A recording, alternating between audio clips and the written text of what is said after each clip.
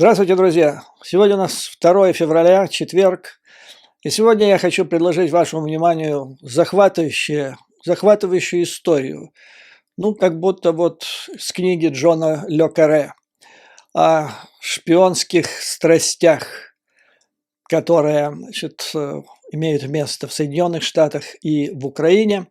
Но до этого я буквально кратко подведу итоги под закончившимся визитом 3 генеральных инспекторов, представляющих Пентагон, Госдепартамент и Агентство США по международному развитию. По возвращении обратно они сделали заявление. Сделала исполняющая обязанность генерального инспектора Государственного департамента США Диана Шоу. Где она сказала совершенно кратко, чтобы было понятно, как даже идиоту, что произошло и на что правительство США надеется в будущем. Я вот разжую буквально это, опять-таки, помните, я вам когда-то говорил, что во времена Брежнева, когда он уже был в очень преклонном возрасте и в плохом состоянии, в разведслужбе требовали, чтобы, когда идет, на самый верх, вот прямо к нему, писали так, чтобы было понятно даже идиоту. Вот сейчас я так вот примерно это разжую, чтобы не было никаких недопониманий. Так вот, госпожа Шоу, генинспектор Госдепартамента, заявила, что их пребывание в Киеве дало им возможность встретиться с Владимиром Зеленским и другими высокопоставленными чиновниками в рамках надзора за миллиардами долларов американской помощи. То есть речь шла не там о широких проблемах бытия, а именно надзора. Наше пребывание в Киеве, сказала генеральный инспектор, дала нам возможности, внимание, очень важно, напрямую, то есть глядя в глаза, чтобы не было никаких недопониманий в дальнейшем, донести ожидания американских налогоплательщиков. То есть это даже не генеральный инспектор донесли этот месседж. Они донесли этот месседж от американских налогоплательщиков до должностных лиц украинского правительства о том, что они подотчетны и несут ответственность за обеспечение эффективного использования американской помощи. Я повторю эту конструкцию. Генеральные инспекторы сообщили команде президента Зеленского, в котором находились известные, наверное, там, те лица, фамилии которых у моих украинских зрителей на слуху каждый день.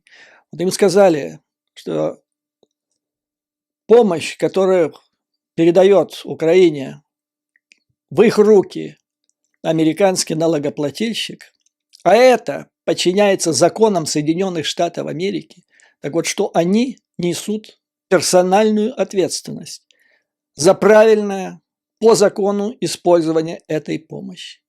Из этого следует, что если что-то с ней произойдет в дальнейшем, то они будут нести персональную ответственность по американским законам, поскольку любые проделки с этой помощью – это будет нарушение американского закона. Это будет разбазаривание денег американского налогоплательщика. Страшнее преступления в Соединенных Штатах нет и быть не может. В этой связи, вышла статья в издании The Hill. Это внепартийное издание, освещает деятельность Конгресса. Не демократы, не республиканцы. Подчеркивается, что этот визит состоялся в тот момент, когда законодатели с обеих сторон заявили о необходимости бдительного отслеживания американских налоговых долларов. Потому что понятно было, что беспокойность уже существует, причем на двупартийной основе. И это не пустой звук, так просто это не высасывается из пальца, это не ИПСО. И эта озабоченность возникла не в результате происков КГБ, ФСБ, и ПСО и других там страшных организаций и вещей. Законодатели. То есть это факт. И не надо валять дурака. Я имею в виду некоторых деятелей, которые кричат про ИПСО и руку КГБ. Очень интересная информация здесь сообщается о том, что, значит, у Украины есть, ну, тут говорится, 85 миллиардов было выделено, но, наверное, тут имеется в виду 40, они уже расходованы были, а вот с декабря месяца 45 миллиардов, которые будут израсходованы, как считается, до конца лета.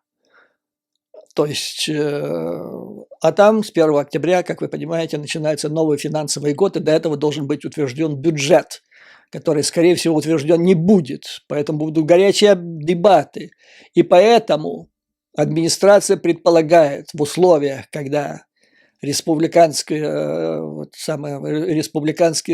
представители, и не столько республиканцы, сколько МАГА, они всячески будут вставлять палку в колеса для того, чтобы не давать дополнительную помощь Украине. Так вот, администрация предполагает поднять вопрос о следующем пакете помощи для Украины в этом финансовом году в сентябре, когда начнется обсуждение бюджета на следующий финансовый год. И тогда республиканцам потребуются голоса демократов, чтобы это принять. И тут уже администрации, демократы смогут сказать свое веское слово для того, чтобы, вот как в предыдущем году, протянуть в ушко игольное новый пакет помощи для Украины. Ну, и здесь еще дополнительно The Hill предупреждает о том, что Кевин Маккарти, спикер, республиканец Палаты представителей, предупредил, что не стоит ждать, как он выразился, чистого чека для Украины. В то время, когда республиканцы контролируют нижнюю палату. Честный чек – это имеется в виду чек, который подписан, и получатель может туда вставить любую, которую он захочет, сумму. Этого не будет. Таким образом, постановка вопроса первая. Украина ведет борьбу за свое существование, за свое будущее. Вот условия внешние, в которых происходят эти события. И высшие должностные лица Украины, получающие от американского налогоплательщика помощь в свое распоряжение, отвечают персонально за правильность и законность ее использования этой помощи. То есть, если любое нарушение в этой области может и должно преследоваться по американским законам. Ну и тут призыв к совести, ребята. Война же идет за будущее вашей страны. И вот с этим они уехали. Это не просто так вот взяли. Ну, на следующий день, вы понимаете, вы помните, что было, да? После вот этой встречи, где это все было доложено. 20 обысков, там, выдвижение, предъявление, вернее, подозрений и так далее. У заместителя министра обороны Шаповалова, который до этого был святым человеком, по словам министра обороны, и ушел только потому, чтобы продемонстрировать европейские стандарты, а он ни в чем не виноват. И вдруг предъявляется подозрение, а в его кабинете производится обыск, в результате которого находится большая сумка, такая спортивная, битком набитая наличностью. Если не ошибаюсь, это евро. Вот, значит, я вам продемонстрирую этот снимок. И источники, близкие к команде, которая проводила это расследование, значит, утверждают, что это была его, Шаповалова, дневная выручка. Святой человек, да, личный друг, как говорят, Резникова, который каждый день, видимо, собирает по такой сумке.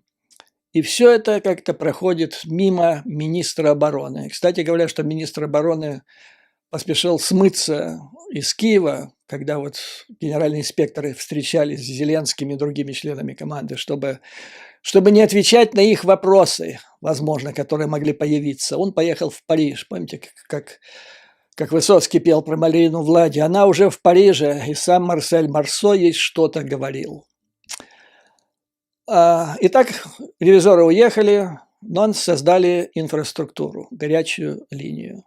Кроме того, в Германии развернула работу группа из организации, которая называется DCIS. Это служба служба расследования по уголовным делам, которая существует в рамках Пентагона. Вот они будут заниматься, в частности, Украиной, с территории Германии. То есть надзор будет. Прием. Американцы готовы к приему информации. Теперь многие мне зрители некоторые пишут, а вот люди будут бояться репрессий, а вот если наши узнают, что про звонки, ну, во-первых, я им указал, кроме телефонных номеров, там еще электронная почта, то есть найдите. Люди, которые это захотят, они узнают, как это сделать. Можно открыть почту в том же Gmail и так далее, и послать ее таким образом, чтобы нехорошие люди, коррупционеры, их не засекли. Во-вторых, если будут какие-то преследования в рамках работы по борьбе с коррупцией, надо понимать, вот я в самом начале сказал, что это теперь подчиняется законам США. Любые наезды на людей, которые захотят помочь в борьбе с коррупцией, это нарушение США, то есть нарушение законов США. Эти люди должны подлежать и будут подлежать защите, протекции правительства Соединенных Штатов Америки, вплоть до политического убежища и так далее. Вот. Ну, естественно, надо иметь какую-то смелость, потому что вот такие разговоры, коррупция была, есть и будет, вот, мы скорее победим Путина, чем эту коррупцию, ну тогда, надо сдаваться. То есть в результате этой коррупции Украина за 30 лет стала самой процветающей республикой СССР, самую бедную, одну из двух самых бедных стран Европы, тогда, и живите. Куда дальше уже падать? Некуда. Но я надеюсь, что люди, которые вернутся с фронта после победы, которые прошли как огонь, воду и медные трубы, и просто патриоты Украины используют эту уникальную возможность, потому что для того, чтобы она появилась, нужна была война, нужна была агрессия Путина, вот этот ужас, который нас сопровождает. И не использовать это окно возможностей для того, чтобы победить на втором фронте, это будет историческая ошибка. Что показало вот уже те действия, которые были предприняты после отъезда генеральных инспекторов? Ну, многие говорят, что это все фикция, там, козлов отпущения ищут. Может быть. Но главное начать, главное сделать первый шаг. Лично я вот что вижу. Удар был нанесен правильно. Потому что самые высокопоставленные коррупционеры, они воруют не сами. Они воруют через своих замов, через помощников и так далее. Вот сейчас удар был нанесен по замам. Следующие замы теперь будут понимать, надо довести дело до посадок. Следующие замы должны теперь понимать, что если их будут привлекать к коррупции, то потом они же будут отвечать, и они пойдут в тюрьму. То есть замы должны отказаться дальше участвовать в этом деле. И замы замов и так далее. То есть надо оторвать самых верхних, высший эшелон коррупционеров от исполнителей этих коррупционных действий. И тогда они зависнут в воздухе. То есть выбит будет почва из-под их ног. Ну, а что касается Коломойского, то с олигархами надо кончать. Ну, я имею в виду, надо лишать их возможности оказывать влияние на избрание кандидатов на различные должности государственные в Украине, потому что не может быть современного демократического европейского государства тогда, когда царят олигархи. И нужно убирать их прежде всего, не только из сферы коррупции, но один из первых шагов нужно их убирать из средств массовой информации. Но и здесь нужно иметь в виду, что удаления, отстранения, так сказать, от власти и от средств массовой информации нынешних олигархов не должно превращаться в создание нового олигарха в лице государства. То есть в современном демократическом государстве чиновники не имеют права контролировать средства массовой информации страны. Этого нет в Соединенных Штатах Америки. Ну, например, Радио Свобода, правительственная радиостанция, она не имеет права и запрещено вещать на территории США. Ну, в Европе там по-разному как-то так сделано, но в любом случае, даже та же BBC, говорят, там корпорация какая-то, но она не подчиняется напрямую государству, и она соблюдает демократические принципы.